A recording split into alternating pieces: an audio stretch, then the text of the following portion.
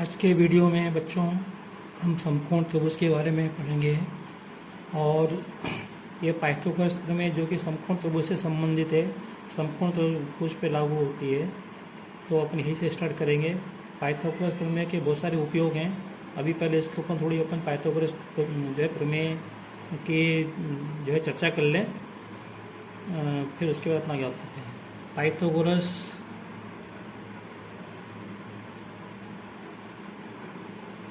प्रमेय किसी समकोण त्रिभुज में दो भुजाओं के वर्गों के योग किसी समकोण त्रिभुज में कर्ण का वर्ग अन्य दो भुजाओं के वर्गों के योग के बराबर होता है। ये पाइथागोरस प्रमेय है। यहाँ पे जैसा कि आप देख रहे हो, मैंने एक समकोण त्रिभुज बनाया है। ये कोण 90 डिग्री का है और उसके सामने वाली भुजा कर्ण होती है और ये कर्ण इस त्रिभुज में सबसे बड़ी भुजा होती है। बाकी दोनों भुजाएं छोटी बड़ी या बराबर हो सकती हैं। ठीक है। अब यहाँ पे इनमें से एक भुजा को हम कई बार लंब और आधार भी बोल देते हैं, है ना। अगर ये लंब है तो ये आधार होगा, अगर ये लंब है तो ये आधार। तो ये जो लिखा है कथन, इसको अपन इस रूप में लिखते हैं। कर्ण का वर्ग बराबर एक भुजा का वर्ग प्लस दूसरी भुजा। एक भुजा ये हो सकती है, अगर ये एक भुजा है तो दूसरी भुजा ये होगी, अगर एक भुजा ये है तो दूसरी भुजा ये होगी। फिर इसी को अपन ऐसे भी लिख सकते हैं, कर्ण का वर्ग बराबर लंब का वर्ग प्लस आधार का वर्ग। मैंने आपको बता दिया।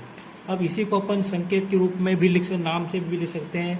जैसे यहाँ पे ये मैंने नाम दिया, ये इसमें कर्ण को ऐसी नाम दिया, ये एक भुजा ये दूसरी भुजा, तो इसको अपन ऐसा भी अपन लिख सकते हैं। ए सी वर्ग बराबर ए बी वर्ग प्लस बी सी वर्ग। एक बात और, अगर मैं इसको बी सी को पहले लिखूं और ए सी को बाद में लिखूं तो भी कोई दिक्कत नहीं, उससे कोई फर्क नहीं पड़ता है। अब यहाँ पे जो मैंने एक दूसरा चित्र बनाया है, यहाँ पर मैंने कर्ण का नाम बदल दिया। इसमें ए सी था, इसमें मैंने बी सी लिख दिया। तो यहाँ पे क्या है, मैं इसको ऐसे बी सी वर्ग, कर्ण का नाम बदल दिया ना। तो देखो, मैं आपसे यही कहना चाहता हूँ कि ये तो सेम रहेगा लेकिन ये बदल जाएगा। ये इस पर डिपेंड करता है कि हमने त्रिभुज को क्या नाम दिया है। तो यहाँ पे बी सी वर्ग बराबर ए बी वर्ग प्लस ए सी वर्ग, इसे हम ए सी वर्ग प्लस ए बी वर्ग भी लिख सकते हैं। यहाँ पे देखते हैं, यहाँ पे मैंने कर्ण को ए बी नाम दिया है तो यहाँ पे ए बी आएगा, है ना। और फिर यहाँ पे तो इस तरह से ये ए बी वर्ग बराबर यहाँ पे बी सी वर्ग प्लस ए सी वर्ग। बच्चे अक्सर क्या गलती करते हैं, बच्चे अक्सर इसी को याद कर लेते हैं बस, ए सी वर्ग बराबर ए बी वर्ग प्लस बी सी। तो ये गलती हमको नहीं करना है, हमको ये ध्यान में रखना है। इनमें से कोई भी एक ध्यान में रखो और फिर अगर हमने इसका नाम बदल दिया, कर्ण का नाम बदले, तो ये भी बदल जाएगा इस तरह से। एक बात ध्यान रखो, अगर ये कोण 90 है तो ये दोनों कोण न्यून कोण होंगे। न्यून कोण मतलब 90 डिग्री से कम, और इनका योग हमेशा कितना होगा, 90 होगा। ये भी न्यून कोण है, इनका योग 90 होगा। ये भी न्यून कोण है, इनका योग कितना होगा, 90 होता है। तो समकोण त्रिभुज में न्यून कोणों का योग 90 डिग्री होता है। इस बात को हमें ध्यान रखना है। अब मैं इससे समकोण, ये पाइथागोरस प्रमेय से संबंधित कुछ प्रश्न मैं आपको हल करा रहा हूँ। इस प्रश्न में हमको ये कोण भी समकोण है तो ये कर्ण होगा निश्चित रूप से, इसमें कुछ ना शंका नहीं होनी चाहिए। ये बजाय 3 दी, ये 4 दी, तो हमको कर्ण की लंबाई निकालनी है। तो मैंने ए सी वर्ग बराबर क्या हो जाएगा, ए बी वर्ग प्लस बी सी वर्ग। ए बी का मान कितना है, 3 का वर्ग प्लस 4 का वर्ग बराबर 3 का वर्ग कितना होता है, 6 नहीं होता, 9 होता है, प्लस 4 का वर्ग 8 नहीं होता, 16 होता है। बच्चे गलती करते हैं, 16 और 9 25, जोड़ दिया इसको। तो ए सी वर्ग बराबर 25। तो अपने को तो ए सी का मान निकालना है, तो यहाँ से ये वर्ग हटाओ तो क्या आ जाएगा, इस पर आ जाएगा। ये वर्ग हटाएंगे तो इस पर वर्गमूल आ जाएगा। तो 25 का वर्गमूल क्या होता है, 5, प्लस माइनस आएगा। तो इसकी लंबाई क्या होगी, है ना, 5 होगी। माइनस चिन्ह अपन लेते नहीं, क्योंकि लंबाई हमेशा प्लस में ही लेते हैं। तो इसी तरह और भी देखो अपन पर। अब ये समकोण तो चाहे इस तरफ बनाओ चाहे इस तरफ बनाओ, कोई फर्क नहीं पड़ता। मैं एक चित्र यहाँ पे बनाया था इस तरह से। अब ये लंबाई 20 है और ये 21 है, तो मुझे कर्ण की लंबाई निकालना है। और निश्चित रूप से कर्ण की लंबाई 20 और 21 से अधिक आएगी, है ना, क्योंकि कर्ण की लंबाई अधिक होती है। तो इसको मैं नाम देता हूँ, इसको मैं ए नाम देता हूँ, इसको बी नाम देता हूँ, इसको सी नाम देता हूँ। तो इसमें क्या लिखेंगे अपन, बी सी वर्ग बराबर ए बी वर्ग प्लस ए सी वर्ग लिख देंगे। अब ए बी कितनी है 20, 20 का वर्ग, ए सी कितनी है 21, 21 का वर्ग। अब 20 का वर्ग कितना होता है 400 होता है, 40 नहीं। 21 का वर्ग 441 होता है, 42 नहीं। इनको जोड़ेंगे तो कितना आएगा 841 आएगा। 400 441 841। तो बी सी, यहाँ से बी सी वर्ग बराबर क्या हो गया 841। अपने को बी सी चाहिए, तो यहाँ से अपन वर्ग हटाएंगे, यहाँ से अपन वर्ग हटाएंगे तो इस पर क्या आ जाएगा 841 से वर्गमूल। और 841 का वर्गमूल अभी तक आपको नहीं मालूम था, लेकिन अब मालूम पड़ गया। 841 का वर्गमूल कितना होता है 29 होता है। ये प्लस माइनस हम केवल 29 लेंगे, माइनस ने छोड़ देंगे। अब इस प्रश्न में देखो, ये कर्ण है, इसमें हमको कर्ण की लंबाई दी है और ये एक भुजा की लंबाई दी है, तो हमको दूसरी भुजा की लंबाई निकालना है। मैं इसको नाम भी दे देता हूँ, इसको मैं नाम देता हूँ ए बी और सी। तो यहाँ पर ये हो जाएगा ए बी वर्ग बराबर ए सी वर्ग प्लस बी सी वर्ग, ये हमको निकालना है। अब ए बी का मान क्या है 29, तो यहाँ 29 लिखो, 29 का वर्ग बराबर, और ए सी कितनी है ए सी 21, 21 का वर्ग प्लस बी सी वर्ग 29 का वर्ग 841, और बी सी अपने को निकालनी है। तो 21 का वर्ग जो है ना इसको इधर लाएंगे, इधर लाएंगे तो माइनस का हो जाएगा, साथ ही से 21 का वर्ग 441 हो जाएगा बराबर बी सी वर्ग। तो घटाएंगे तो कितना आएगा, ये आएगा आपका 400 आएगा। तो यहाँ पे आएगा बी सी वर्ग बराबर 400 आएगा। तो बी सी बराबर वर्गमूल 400, और 400 का वर्गमूल कितना होता है बच्चों 20 होता है। तो ये लंबाई कितनी आ जाएगी बी सी अपनी 20 आ जाएगी। तो इस तरह से अगर अपने को कर्ण दिया हो, एक भुजा दी हो, तो अपनी दूसरी भुजा भी निकाल सकते हैं। पहला प्रश्न ये है, नवा प्रश्न है, 10 मीटर लंबी एक सीढ़ी एक दीवार पर टिकाने पर भूमि से 8 मीटर की ऊंचाई पर स्थित एक खिड़की तक पहुंचती है, और दीवार के आधार से सीढ़ी के निचले सिरे की दूरी ज्ञात करो। आप लोग सवाल एक बार और पढ़ लेना, मैं आपको बताऊँ इसमें चित्र कैसा बनेगा। देखो, मैं इसको सीढ़ी मान लिया और इसको मैंने ऐसे दीवार से टिका के रख दिया। तो ये हो गई, ये जो सीढ़ी है, इस सीढ़ी की दीवार से दूरी ये होगी और ऊंचाई ये होगी यहाँ पे। ठीक है बच्चों। तो अब इसको कैसे करना, अपने को सीढ़ी की लंबाई दी है, ये 10 मीटर लंबी है और इसकी ऊंचाई हमको दी है कितनी 8 मीटर। तो इसको दीवार से दूरी हमको निकालना है। अब कॉपी में चित्र कैसा बनाएंगे वो आप देख लो। तो ये सीढ़ी है, दीवार से टिका के लगी, ये दीवार है, ये ज़मीन है। तो सीढ़ी की लंबाई 10 मीटर है और ये ऊंचाई सीढ़ी की 8 मीटर, निचले सिरे की हमको दीवार से दूरी ज्ञात करनी है। ये दीवार है आपकी। तो इसको मैं नाम देता हूँ ए बी सी। तो यहाँ पे ये इसको क्या अपने को बी सी निकालना है ना। तो अब दिख रहा है कि ये कोण 90 डिग्री का समकोण त्रिभुज बन रहा है। तो इसमें अपन पाइथागोरस प्रमेय का उपयोग करेंगे। तो हम लिखेंगे यहाँ पर पाइथागोरस प्रमेय से।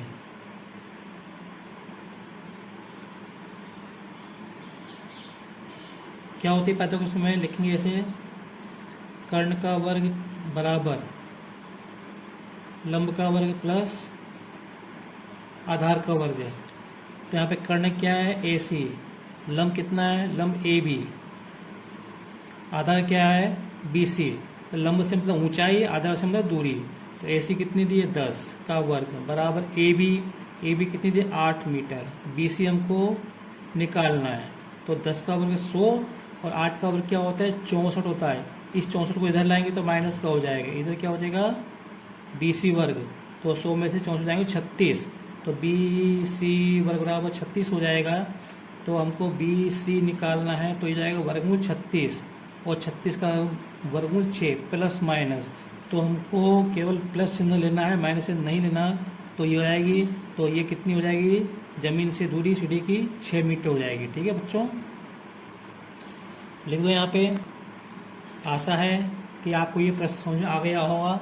अगला प्रश्न देखते हैं अब। ये 10वां प्रश्न है, 18 मीटर ऊंचे एक खंभे के ऊपरी सिरे से एक तार का एक सिरा जुड़ा हुआ है तथा तार का दूसरा सिरा एक खूंटे से बंधा हुआ है। खंभे के आधार से खूंटे को कितनी दूरी पर गाड़ा जाए कि तार तना रहे, जबकि तार की लंबाई 24 मीटर है। तो इसमें भी चित्र इसी के जैसा बनेगा जैसा आपने नवे में बनाया था। इसमें जो है सीढ़ी के स्थान पे क्या आ जाएगा, तार आ जाएगा। देखो ये खंभा है, जो पेन है वो खंभे को मान लेना। इस खंभे को सीधा रखने के लिए हमने एक तार इस तरह से तिरछा बांधा है। देखा होगा आपने सड़कों पर कई बार एक खंभे को सीधा जो है रखने के लिए तिरछा तार बांधा है। तो इसमें हमको खंभे की ऊंचाई दी है 18 मीटर और इसमें तार की लंबाई दी है अपने को कितनी, 24 मीटर। तो हमसे ये पूछा है कि ये तार का निचला सिरा खंभे से कितनी दूरी पर गाड़ा जाए, अर्थात हमको ये दूरी हमको निकालनी है। पिछले प्रश्न जैसा है, केवल संख्या बदल गई है। तो ये कर्ण कितना है, 24, और ये लंब कितना है, 18 मीटर, और ये हमको आधार मतलब दूरी हमको निकालना, ये दूरी हमको BC ज्ञात करनी है। तो वही लिखेंगे पाइथागोरस प्रमेय से। तो ये लिख लिया मैंने जैसा मैंने ऊपर लिखा था। अब एक बात आप ध्यान रखें, इन दोनों में क्या अंतर है। यहाँ मैंने कर्ण को AC लिखा था, यहाँ AB लिखा था, क्योंकि यहाँ पे मैंने कर्ण को नाम AC दिया था, यहाँ पे मैंने AB लिखा है। तो इसलिए यहाँ पे कर्ण के स्थान पे क्या आएगा, AB वर्ग आएगा, और यहाँ पे AC वर्ग और प्लस BC वर्ग, एक लंब है एक आधार है। तो अब AB कितनी है, 24 है, तो 24 का वर्ग, और AC कितनी है, 18 का वर्ग, प्लस BC हमको निकालनी है। तो 24 का वर्ग 576, ये आपको सीधे याद होना चाहिए। 18 का वर्ग कितना होता है 324, ये 324 इधर ले आओ, बराबर के इधर ले आओ तो माइनस हो जाएंगे। इधर क्या बचेगा, BC वर्ग बचेगा, इधर BC वर्ग बचेगा। तो 576 में से 324 घटाओ, 6 में से 4 गए तो 2, और 7 में से 2 गए तो 5, और 5 3 गए 252 बराबर BC वर्ग।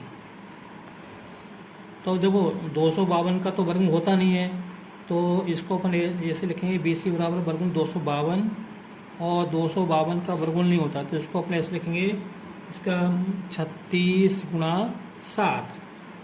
तो 36 का वर्गमूल 6 होता है, 36 का 6 होता है, 7 का नहीं होता, तो ये ऐसे लिखा रहेगा। तो BC बराबर कितना आएगा, 6 वर्गमूल 7 मीटर। तो कहने का मतलब ये दूरी कितनी आएगी, 6 वर्गमूल 7 मीटर। ये हमारा उत्तर हो गया। अब देखो एक प्रश्न उदाहरण का दिया है, पेज नंबर 162 उदाहरण 11। तो यहाँ पे भी ये कोई सीढ़ी है, और सीढ़ी का निचला सिरा दीवार से 2.5 मीटर की दूरी पर है, और सीढ़ी की ऊंचाई कितनी, 6 मीटर। तो इसमें हमको सीढ़ी की लंबाई पूछी है, मतलब सीधे ये हमको कर्ण निकालना है। तो मैं आपको सुना दूँ, मैं चित्र ऐसा ही बनाता हूँ। तो इसमें हमें दिख रहा है कि ये समकोण है, तो निश्चित रूप से ये क्या होगा, कर्ण होगा। तो हमको कर्ण निकालना है, फिर वही लिखेंगे पाइथागोरस। इसमें कर्ण हमको निकालना है, कर्ण क्या चित्र में AB है, लंब कितना है 6 का वर्ग, प्लस आधा कितना है 2.5,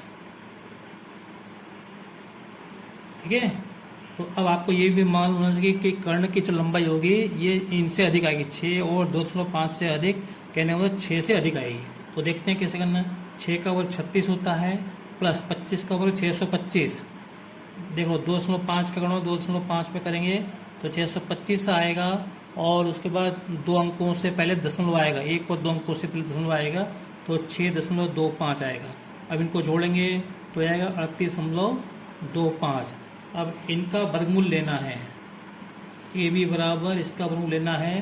तो इसका वर्गमूल क्या होता है, देखो मैं आपको बताऊँ, इसका वर्गमूल होगा 35 का वर्ग। 35 का वर्ग क्या होगा, 25 4 3 12। तो ये तो बहुत अधिक होगा। यहाँ पे देखते हैं 75 का, देखते हैं 75 का क्या होगा, 65 का देखते हैं, 65 का हो सकता है, क्योंकि 49 से कम है तो 17 से कम होगा, तो 65 का वर्ग 25, और 6 का 6 7 42, 4225, मतलब अभी भी कम है। तो इसका मतलब 55 का होना चाहिए। 55 का वर्ग देखो मेरे को मालूम है इसलिए 55 25 ही आएंगे, और 6 पंजे 30। हाँ ये गलती कर रहा हूँ मैं, 36 और 6 38 थोड़े होते हैं, 42 होते हैं। अब तो अब अपने को 42.5, तो ये किसका आएगा, 65 का वर्ग है, ये इसका वर्गमूल है ना, कितना आएगा देखो। 65 का 6.5 का गुणा 6.5 में करेंगे तो 42.25 आएंगे। इसका मतलब ये है कि इसके स्थान पे जिसका जो वर्गमूल आएगा वो 6.5 आएगा। ए बी बराबर 6.5 मीटर। तो ये इसका उत्तर हो गया। सीढ़ी की लंबाई कितनी होगी? 6.5 मीटर। बस बच्चों, वीडियो लंबा हो रहा है और आगे के प्रश्न अगले वीडियो में करेंगे। अगर आपको मेरा वीडियो पसंद आया हो तो इसे लाइक करें, शेयर करें, सब्सक्राइब करें। मैंने अपनी ओर से अच्छा समझाने का प्रयास किया है। Thank you.